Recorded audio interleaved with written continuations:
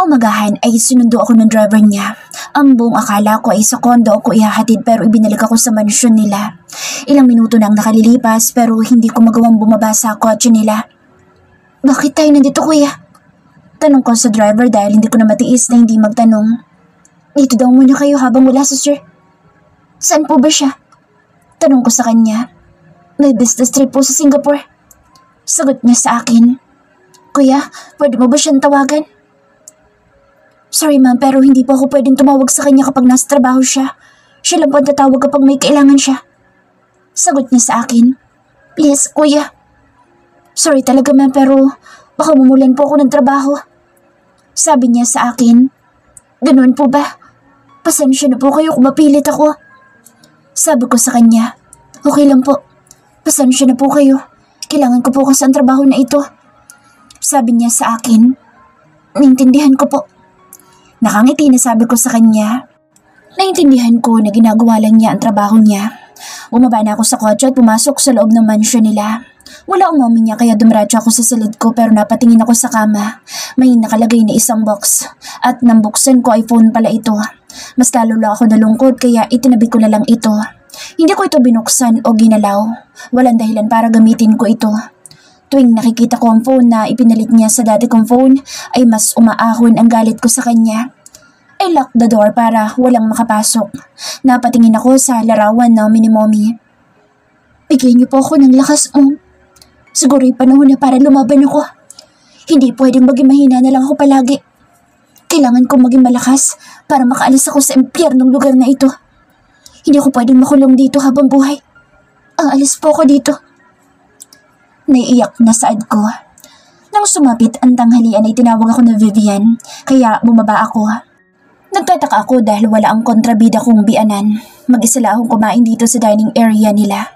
Pagkatapos ko ay pumunta ako kay Vivian na ngayon ay naglilinis sa may living room. Vivian, may tanong ako. Nahihiya ako sa kanya pero gusto ko talagang malaman kung nasaan sila. Ano po yun? Tanong niya sa akin. Bakit parang walang tao dito? Nasaan sila? Sila senyora ba? Naku, nasa airport sila.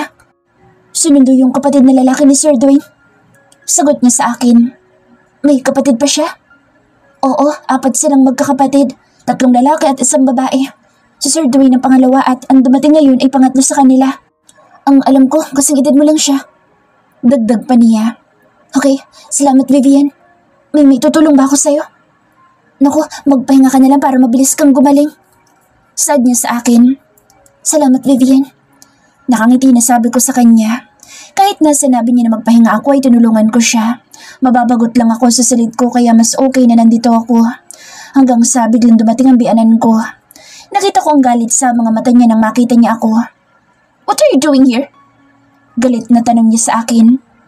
Hindi ko rin po alam. Sagot ko sa kanya. Who's this woman, ma'am? Tanong ng isang matangkad na lalaki. Ang babaeng ibinayad sa kuya mo. Siya pala si 20 million girl? Hindi ko alam kung biro ba o insulto ang ibig niyang iparating sa akin. Hinayaan ko na lang sila at mabilis akong umakyat sa silid ko. Pagdating ko sa room ko ay nilinis ko ang sugat ko. Uminom din ako ng gamot dahil gusto ko pang pumasok sa school kahit na hindi pa ako magaling. Hindi ko alam kung ilang araw o linggo si Marco sa Singapore. Nang sumapit ang hapunan ay hindi ako sumabay sa kanila. Alam ko na hindi na rin naman nila ako nais na makasabay. Bumaba ako para uminom ng gatas. Habang pabalik ako sa silid ko ay pababa ng hagdanan ang kapatid ni Marcos. Hi, Miss 20 Million. Nakangisi na bati niya sa akin. Hindi ko siya pinansin at nagpatuloy lang ako sa pag-akyat pataas pero bigla siyang nagsalita. How much for one night? Tanong niya sa akin. Naikuyom ko ang kamao ko pero mas pinili ko na pigilan ang sarili ko pero bigla niyang hinawakan ang kamay ko. Tell me, how much for one? Tunog ng isang malakas na sampal ang namutawi sa paligid. Hindi ko mapigilan ang sarili ko dahil sinampal ko siya. Hindi ako kagaya ng ibang babae. Sa tingin mo ba kagustuhan ko na nandito ako? Ang sama niyo! Sigaw ko sa kanya at mabilis akong tumakbo pabalik sa room ko. Umiyak ako nung umiyak dahil ang sakit na sobrang baba ng tingin nila sa akin. Dahil ba sa ginawa akong pambayad ng daddy ko? Ganun ba ako kababang babae? Kahit ganito ako, ibuo naman ako nakuha ni Marcos. Siya lang naman ang bukod tanging umangkin sa akin. Kinabukasan ay pumasok na ako sa school. Sobrang dami ko ng absent pero wala naman ako magagawa. Laking pasasalamat ko dahil naiintindihan ako ng mga kaklase ko. Katunayan ay nakita ko ang pag-aalala sa mga mata nila. Lalo na si Miko na hanggang ngayon ay iniiwasan ko pa rin. Alam mo ba na may bago daw tayong classmate? At isang Ford. Narinig ko na sabi ng kaklase ko na nakaupo sa likuran ko. Oo, ang gwapo niya sobra. Speaking of him, ayan na siya. Kinikilig na sabi ng mga kaklase ko. Napatingin naman ako sa lalaking kapapasok lang sa loob ng room namin. Hi guys, I'm Daniel Ford. Nakangiti na pakilala niya pero sa akin siya nakatingin. Naging maingay ang buong klase dahil sa kanya. Tumitiligas ang iba kong mga classmate. Halatang kinikilig at tumahanga sila sa lalaki. Kung alam lang nila kung ano ugali na meron ito. Wala din ito pinagkaiba sa pamilya niya na masamang ugali. O baka pamilya talaga sila ng mga masasama ang ugali. Hindi ko inaasahan na sa harapan ko siya uupo. Lumingon siya sa akin at kinindatan pa ako pero hindi ko siya pinansin. Suplada. Narinig ko na sabi niya. Sa amin ka nalang kumindat din niya. May Miko na kasi yan eh. Sa Amara. Sabi ng mga kaklase ko. Miko pala ha? Mahinang sabi niya pero narinig ko. Hindi ko na lang siya inintindi at nakinig ako sa lecture ng professor namin. At nang mag-uuwian na, ibigla na lang niya akong hinila papunta sa parking lot. Bitiwan mo nga ako! Sigaw ko sa kanya. Bakit hindi ka pa ba uuwi? Sumabay ka na sa akin. Sabi niya sa akin. Hindi ako sasabay sa iyo. Pwede ba? Bitiwan mo nga ang kamay ko. Para ano? Para puntahan mo si Miko? Tanong niyang bigla sa akin. Anong pakala mo? Niloloko mo ba ang kuya ko? Timbagang natanong niya sa akin. Hindi ako sumagot at buong lakas kong inalis ang kamay ko na hawak niya. Tumakbo ako papunta sa sakayan ng jeep. Pagdating ko sa bahay ay nakaabang na sa may pintuan si Daniel. Sa tingin mo ba hindi malalaman ni kuya ang panloloko mo sa kanya? Galit na saad niya sa akin. Alam mo, kung hindi mo alam ang totoo, manahimik ka na lang. Wala akong ginagawang masama. Ilang ulit ko ba dapat sabihin sa iyo na huwag mo akong itulad sa ibang babae dahil hindi ako katulad nila? Puno na diin na sabi ko sa kanya. Malalaman ito ni kuya. Anong dapat ko malaman din niya? Tanong ni Marcus na pababa sa may hagdanan. May dapat ba akong malaman? Tanong ni Marcus habang nakatingin sa akin. Ang buong akala ko ay nasa Singapore siya pero bakit kaya nandito siya ngayon? Tanong ko sa sarili ko. Tumingin sa akin si Daniel. Wala na akong pakialam kung isusumbong niya ako dahil wala naman akong ginagawang masama. Classmate ko siya. Biglang sabi ni Daniel. So? Nakakunat ang noon na tanong ni Marcus sa kapatid niya. Babantayan ko siya. Dagdag pa nito. No need. Biglang sabi ni Marcus. Hindi ko inaasahan ang naging sagot niya sa kapatid niya. Ang buong akala ko ay sasabihin niya na mabuting bantayan ako pero parang baliwala lang sa kanya ang sinabi ng kapatid niya. Magbihis ka na't may pupuntahan tayo. Utos niya sa akin. Umakyat naman ako sa silid ko pero hindi ko inaasahan na susunod siya sa akin. Medyo naiilang ako sa tingin niya sa akin. Ito ang unang beses na hindi niya ako sinigawan. Hindi rin siya galit sa akin. Saan tayo pupunta? Tanong ko sa kanya. Hindi mo kailangan na malaman. Suplado na sagot niya sa akin. Bigla na namang nagpalit ang mood niya kaya suplado at naiirita na naman siya sa akin. Okay. Sagot ko na lang at naglakad ako papunta sa lagay ng mga damit ko. Maraming bagong mga damit at hindi ko alam kung ano bang isusuot ko. Lalo na't hindi ko rin naman alam kung saan kami pupunta. Habang pumipili ako ay naramdaman ko siya sa likuran ko. Ang hindi ko inaasahan ay siya mismo ang pumili ng damit na isusuot ko. Ramdam na ramdam ko mainit niyang hininga na tumatama sa leeg ko. Wear this one. Saad niya sa akin. Okay.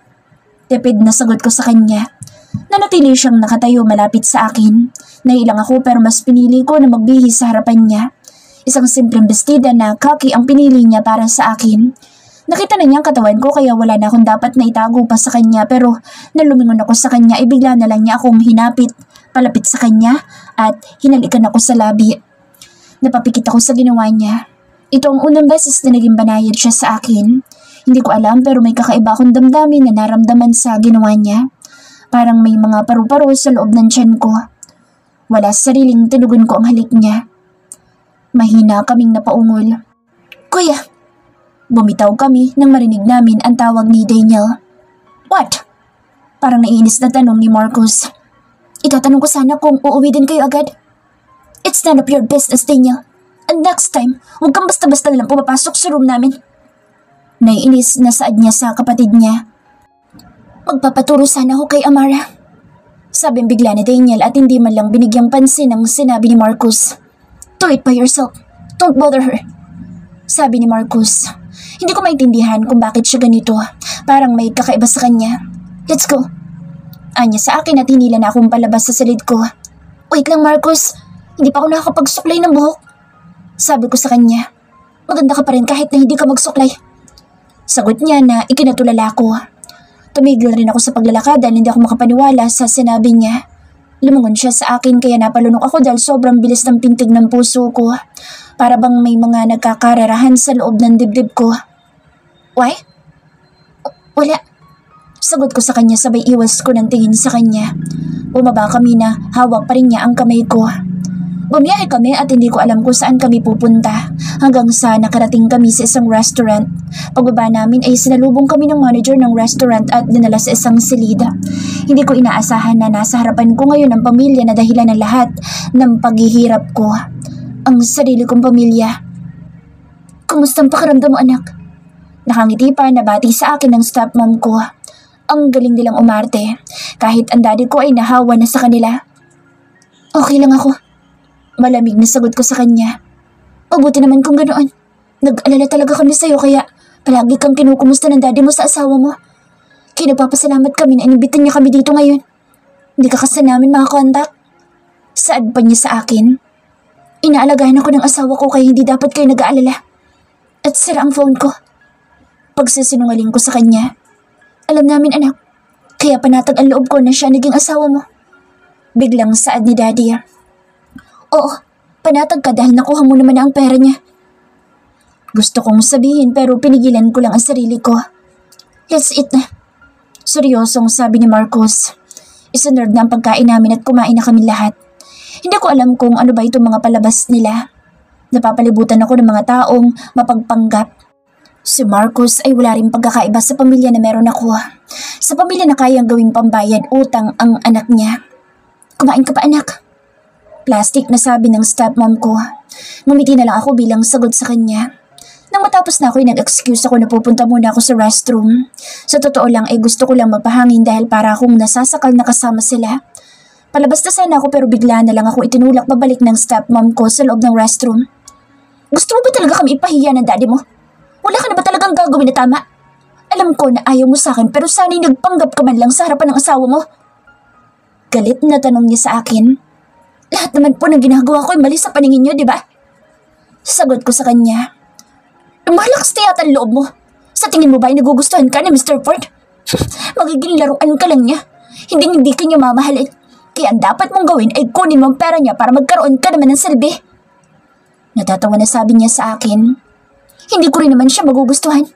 Sana ay nakakatulog kayo na mahimbing sa gabi. Maging masaya ka sa buhay mo ngayon dahil darating ang araw na luluha ka rin. At hindi pa ba sapat ang pera na kinuha niyo sa kanya? Ito ang tandaan niyo. Kahit na piso ay wala kayong makukuha sa akin dahil kulang pa ang buhay ko para sa 20 million na inutang niyo. Sabi ko sa kanya. Pinagbabantaan mo ba ako? Galit na tanong niya sa akin. Lagi mong isipin na utang mo sa akin ang buhay mo. Habang may panahon ka pa ay magbago ka na dahil itong ginawa niyo sa akin ay magiging triple ang balik sa'yo. Sabi ko sa kanya. Akmang lalabas na ako pero hinila niya ako. Tunog ng isang malakas na sampal ang narinig. Isang sampal lang ba ang kaya mo? Sige, saktan mo ako. Bugbugin mo ako kagaya ng ginagawa mo sa akin noon. Diba? Hindi ba sapat sa'yo ang ganito lang? Saktan mo pa ako. Sigaw ko sa kanya. What the hell is going on here? Biglang tanong ni Marcos na kararating lang. Wala, nag-uusap lang kami. Ang stepmom ko sumagot. Sinaktan mo bang asawa ko? Mariin na tanong niya. Hindi. Namumutla na sagot ng stepmom ko. Sinaktan ka ba niya? Tanong sa akin ni Marcos na para bang totoo na concern siya sa akin. Umuwi na tayo. Gusto ko na magpahinga. Sabi ko sa kanya at mabilis na lumabas sa restroom. Gusto ko nalang umuwi at magmukmuk sa silid ko kaysa kasama sila. Dumiretso ako sa parking area kung nasaan ang kotse ni Marcus. Wala akong dalang wallet kaya wala akong pera na pamasahe. Wala akong choice kundi ang hintayin siya. Hindi naman siya nagtagal. Tahimik ako sumakay sa kotse niya. Are you okay? Itong unang beses na tinanong niya ako kung okay lang ba ako. Stop asking me if I am okay dahil wala ka namang pinagkaiba sa kanila. Malamig na sabi ko sa kanya. Bakit ganyan ka magsalita? Stop acting that way. Hindi bagay sa'yo. Naiirita na sabi ko sa kanya. Naging tahimik siya at hindi na nagsalita. Pagdating namin sa bahay nila, umakyat kaagad ako at tumiga sa kama ko. Masama ang pakiramdam ko hanggang sa nakatulog na lang ako pero nagulat ako kay Marcus dahil bigla na lang niya akong binuhat. Anong ginagawa mo? Tanong ko sa kanya dahil naanimpungatan ako. Dadalhin kita sa ospital. You're bleeding. Sagot niya sa akin. Anong bleeding? Nalaki ang mga mata ko nang ma-realize kong ibig niya sabihin. Ibaba mo ako! Utos ko sa kanya. Why? Magpapalit ako ng damit. I have a period. Nahihiya, nasabi ko sa kanya. Nakita ko kung paano siyang natigilan sa sinabi ko. Ibinaba niya ako at mabilis siyang pumasok sa room niya. Ako naman ay hiyang-hiya sa kanya. Kaya pala ang sama ng pakiramdam ko dahil darating na pala ang period ko. Napatingin rin ako sa kama ko. May mga dugo kaya papalitan ko dalang mamaya ang bedsheet. Papasok na sana ako sa banyo nang bigla siyang bumalik. Ilang araw nagtatagal ang period mo? Tanong niya sa akin. 5 days. Wala sa sariling sagot ko sa kanya. Shit, ang tagal. Biglang sabi niya at padabog na sinara ang pinto. Ano nangyari sa kanya? Ang weird niya. Sagot ko sa sarili ko. Masama ang pakiramdam ko dahil sa period ko pero hindi ko inaasahan na magigising ako na siya ang katabi ko. Mabilis kong inalis ang kamay ko sa kanya dahil ako pa talaga nakayakap sa kanya. Bakit ba ako nakayakap sa demonyo na ito? Tanong ko sa sarili ko. Ewan ko ba pero naiirita ako sa gwapo niyang muka pero nagulat ako dahil bigla na lang niya akong niyakap at sumiksik siya sa kilikili ko. Ito na naman ang puso ko. Sobrang bilis na naman ang pintig. Hanggang sa hindi ko mapigilan ang sarili ko na sinukin. Mabilis kong pinalo ang dibdib ko naging dahilan para magising siya. What happened? Tanong niya na nakabukas lang ang isa niyang mata na para bang nasisilaw. Wala. Nauutal na sagot ko sa kanya. May masakit ba sa'yo? Tanong niya sa akin kaya naninibago talaga ako. Okay lang ako. Malamig na sagot ko sa kanya at mabilis kong inalis ang braso niya sa tiyan ko. Kahit na masama ang pakiramdam ko ay bumangon na ako dahil lalaban ko pa ang sapin sa kama kagabi. Nagpalit ako ng pads at nang paglabas ko'y nakahiga pa rin siya sa kama at nakatingin na siya sa akin. Hindi ko siya pinansin at binuhat ko na ang comforter at lumabas na ako. Hindi ko pinansin si Daniel na nakasalubong ko. Dumiretso ako sa laundry area nila pero ako ba magsisimula na ako maglaban nang may humatak bigla sa akin. Anong ginagawa mo? Nakakunot ang noo na tanong sa akin ni Marcus. Maglalaba ako. Sagot ko sa kanya. You don't have to do that. Sabi niya sa akin. Nakakahiya kung ipapalaba ko pa sa iba. Sabi ko sa kanya. But that's their job. Sagot niya sa akin. Doon ka na nga't maglalaba ako. Naiinis na sabi ko sa kanya. Hayaan mo na dyan yan. Malilate ka na sa school. Sabi niya sa akin at mabilis niya akong binuhat papunta sa dining area nila. Magpaprotesta sana ako pero hinalikan niya ako sa labi. Good morning anak. Saan ka pala pumunta kagabi? Hinintay ka ni Lorraine dito. Saad ng mommy niya. May importante lang ako meeting. Sagot niya sa mommy niya at ibinaba na ako. Kasama siya? Mom, let's eat. Kalmado na sabi niya sa mommy niya. Ako naman ay kumain lang at dahil sa masakit ang puson ko ay bumalik na ako sa room ko para magbihis dahil papasok pa ako sa school. Titiisin ko na lang ang sakit dahil ayoko rin naman magstay dito sa bahay nila, lalo na't nandito ang bruhan niyang mommy. Habang nagsusuklay ako ay pumasok siya sa room ko. Bakit ba kasi nakakonect pa ang room na ito sa kanya? Nainis na tanong ko sa sarili ko. Bakit hindi mo ginagamit ang phone na binili ko? Tanong niya sa akin. Gagamitin ko lang ang dati kong phone. Hindi ko na kailangan ng phone dahil wala naman akong kailangan sa'yo. Sagot ko sa kanya at mabilis na lumabas sa room ko. Habang pababa ako ay nakasabay ko si Daniel. Sabay ka na sa akin? Tanong niya sa akin. No thanks. Mabilis na sagot ko sa kanya. Bakit naman ayaw mo? Isang school lang naman tayo. Tanong niya pa sa akin. Ano naman kung isang school? We're not close kaya huwag mo akong kausapin. Naiinis na sabi ko sa kanya. Suplada mo naman. Sabi pa niya sa akin. Pagkatapos mo kong bastusin sa tingin mo makikipag-usap pa ako sa'yo? Never. Sabi ko sa kanya. Sorry na, bati na tayo. Sabi pa niya sa akin. Hindi naman ako galit sa'yo. Ayaw lang kita kausap. Direktang sabi ko sa kanya. Ouch, nakaka-hurt ka naman. Gusto pa naman kitang maging kaibig. Don't touch my wife. Dumadagundong ang malakas na boses ni Marcus. Mabilis namang binitawan ni Daniel ang kamay ko. Mabilis akong hinila ni Marcus palabas sa bahay nila. Nasasaktan ang pulsuhan ko sa paghatak niya sa akin.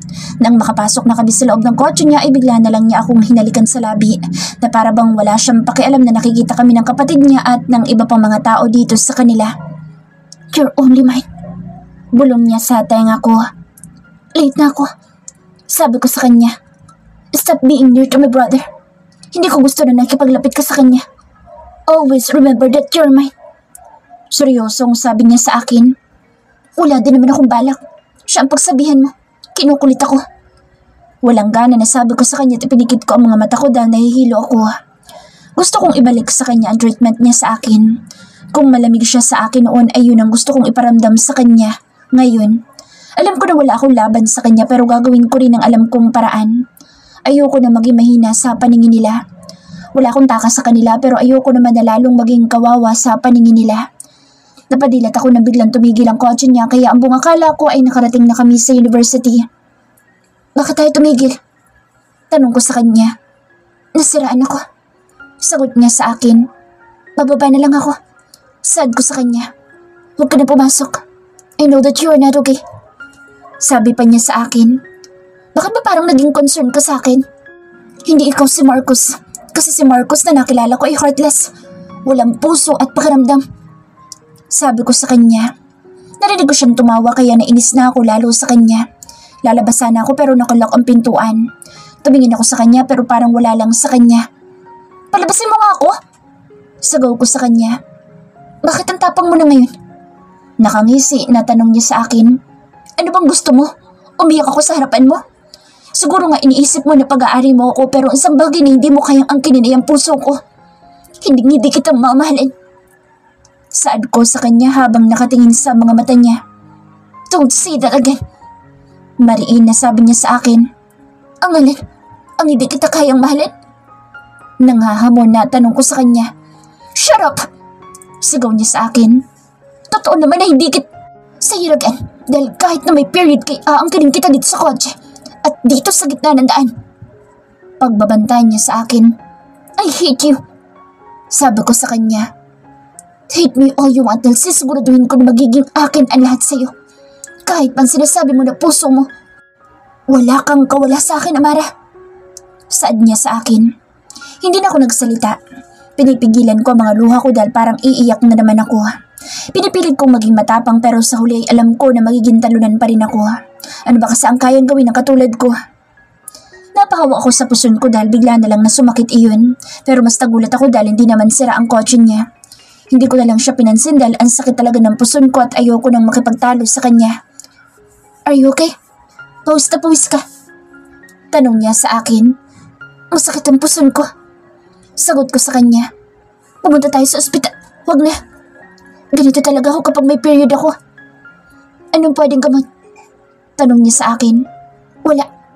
Mabilis na sagot ko dahil hindi ko nais na nagtatanong siya sa akin. Ang suplado mo. Asik niya sa akin. Hindi ko akalain na iuuwi niya ako sa condo niya.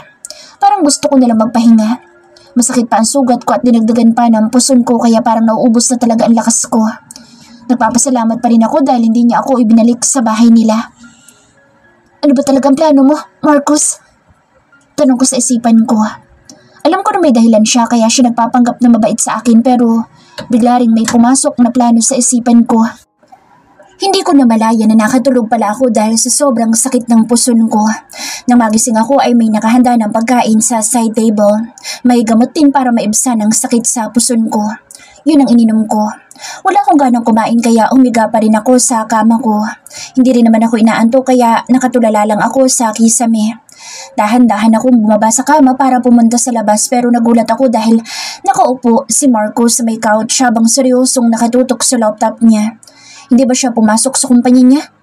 Hindi ko siya pinansin at pumasok na ako sa kusina pero nagulat na lang ako dahil bigla na lang siyang nasa likuran ko. Para akong naniga sa kinatatayuan ko. Nararamdaman ko ang mainit niyang hininga sa bato ko. Kumusta ang pakiramdam mo? Tanong niya sa akin. Okay lang ako. Walang gana na sagot ko sa kanya at pilit kong nilalabanan ang sarili ko para hindi ako lumingon sa kanya. Hindi mo kinain ang pagkain mo? May iba ka bang gustong kainin? Tanong niya sa akin gamit ang mahinahon na boses. Ano ba talagang binabalak mo? Bakit bigla ka nalang naging mabait sa akin? Naiinis na tanong ko sa kanya. Wala. Akala ko pa naman matutuwa ka na inaalagaan kita. Pero kung ayaw mo ay wala akong magagawa. Saad niya at iniwan ako dito sa kusina. Kung noon ay para akong kawawa sa kanya, ay ngayon ay unti-unti ko na ipinapakita na tao rin ako at may nararamdaman. Gusto kong iparating sa kanya ang nararamdaman kong inis. Buong maghapon kaming hindi nagpapansinan hanggang sa umalis na naman siya at hindi siya umuwi kagabi. Nasaan kaya siya? Pero siguro nasa babae niya o nasa bar. Pero ano bang pakaalam ko? Sad ko din sa sarili ko. Hindi pa maayos ang pakiramdam ko ay pumasok pa rin ako. Naiirita ako dahil kinukulit ako ni Daniel. Alam mo Daniel, tigilan mo ako. Wala akong balak na maging kaibigan mo. At kung may iba ka pang binabalak ay maawa ka na sa akin. Labayan mo ako at tumanap ka na ibang mapapagtripan mo. Naiinis na sabi ko sa kanya. Mahal mo ba si kuya? Tanong niya bigla sa akin. Hindi ko kailangan na sagutin ang tanong mo. Dahil kahit ikaw ay alam mo ang sagot ko. Sagot ko sa kanya. Bakit ka nagtitiis sa kanya kung hindi mo siya mahal? Tanong pa niya sa akin kaya naiirita ako. Sa tingin mo ba may choice ako? Kaya pwede ba? Huwag ka nang dumagdag sa listahan ng mga tao na walang ginawang maganda sa buhay ko. Sabi ko sa kanya at mabilis akong naglakad palabas sa room namin. Amara! Rinig ko na tawag sa akin ng mga bruhang stepsisters ko. Wala akong balak na pansinin sila pero bigla na lang akong hinila ng isa sa kanila. Nasaktan ako sa paghila niya sa buhok ko. Kapag tinawag ka dapat sumagot ka! Sigaw niya sa akin. Ano ba kailangan niyo sa akin? Naiinis na tanong ko sa kanya. Pahingin pera. Saad niya sa akin. Wala akong pera. Mabilis na sagot ko sa kanya. Anong wala? Ang yaman ng asawa mo tapos wala kang pera? Sabihin mo madabot ka lang. Sigaw ni Betty. Hindi niya ako binibigyan ng pera. Sagot ko sa kanya. Impossible. Sagot pa niya sa akin. Kung hindi kayo naniniwala ay wala akong magagawa at kung wala na kayong sasabihin ay uuwi na ako. Sabi ko sa kanya. Bukas, bigyan mo kami ng pera dahil kung hindi malilintikan ka sa amin. Pagbabanta nila bago nila ako iniwan na mag-isa dito sa hallway. Wala sa sariling kinuha ko ang wallet ko sa bulsa ko. May 200 na lang akong allowance mula sa sahod ko doon sa bake shop. At ngayon ay marami na akong absent. Nahihiya na rin akong pumunta doon. Mabait sila sa akin pero ayoko naman na maging abusado. Paglabas ko sa gate ng university ay hindi ko inaasahan na nasa labas din ang kotse ni Marcus. Nagpanggap ako na hindi ko siya napansin. Mabilis akong sumakay sa jeep pa uwi sa unit niya. Pagdating ko ay naglinis ako at hindi ko na malaya na inabot na ako ng gabi. Nilinisan ko rin ang sugat ko at ngayon ay medyo humilom na. Lumabas na ako dahil bala kong magluto ng dinner ko. Naganap ako ng pwede kong lutuin sa pantry niya pero bigla ako napatingin sa may basurahan. Bumalik sa alaala ko kung paano niya itinapon ang pagkain kahapon. Sana pala'y kinain ko na lang kaysa nasayang. Hindi naman kumakain si Marcus dito kaya walang dahilan para magluto ako ng pagkain niya. Nagluto lang ako ng spam at itlog pagkatapos ay kumain na ako. Habang palabas na ako sa kusina ay bigla siyang dumating. Namumula siya at tingin ko ay nakainom ito. Ipaghain mo ako dahil kakain ako. Utos niya sa akin. Wala akong niluto. Sagot ko sa kanya. What? Sigaw niya sa akin na halos mabingi ako. Ang akala ko kasi. Pero nagulat ako dahil bigla na lang niyang ibinato ang vase na nakapatong sa taas ng mini table. Mabuti na lang dahil hindi ako natamaan. Ano bang sinabi mo sa buhay ko? Sigaw niya sa akin. Hindi ako nagsalita dahil biglang nanghina ang mga tuhod ko. Lumapit siya sa akin at hinila niya akong papalapit sa kanya. Napapikit ako dahil ayokong salubungin ang galit niyang mga mata. Nasasaktan ako. Sabi ko sa kanya. Nasasaktan ako sa higpit ng hawak niya sa braso ko. Wala ka ba talagang kayang gawin? Sabi niya sa akin. Ano bang gusto mong gawin ko? Parang naiiyak na tanong ko sa kanya. Sorry kung hindi kita ipinagluto. Nasanay ka sa ako na hindi ka naman dito kumakain at wala kang pakialam sa akin. Ang gusto ko, gampanan mo ang pagiging asawa mo sa akin at sundin mo lahat ng nakasaad sa kontrata mo. Sigaw niya sa akin. Kapag ba ginampanan ko ang obligasyon ko sa iyo, kontento ka na sa akin? Wala sa sariling tanong ko sa kanya. Umiwas siya ng tingin sa akin kaya alam ko na ang sagot niya. Alam ko na kahit na anong gawin ko, hindi ka kailanman magiging kontento sa akin. Ikaw mismo nagsabi sa akin na hindi mo ko kayang mahalin. Nasawa mo lang ako sa papel at ang tangang trabaho ko ay ang painitin ng kama mo. Kaya gagawin ko lang ang mga bagay na alam ko. Hindi man sapat, pero mahalaga ay nabawasan ko ang utang ng pamilya ko sa iyo. Umiiyak na sabi ko sa kanya. Dahil sa sinabi ko ay binitawan niya ang braso ko. Mabilis akong pumasok sa loob ng silid ko. Umupo sa kama ko at napatingin ako sa braso ko na namumula na ngayon. Alam ko na magkakapasana naman ako. Kapag naisip ko ang sinabi niya sa akin na hindi ko maiwasan na masaktan, hindi ko rin mapigilan ang mga luha ko. Kaya ko namang maging asawa sa kanya. Kaya ko namang gampanan ang lahat ng tungkulin ng isang asawa pero takot ako. Takot ako na kapag naging mabuti ako sa kanya ay baka masaktan lang ako. Hindi ko siya pwedeng mahalin dahil alam ko na masasaktan lang ako. Alam ko na itatapon lang niya ako na para bang isang basura kapag usawa na siya at kapag wala na akong pakinabang sa kanya. Sad ko sa sarili.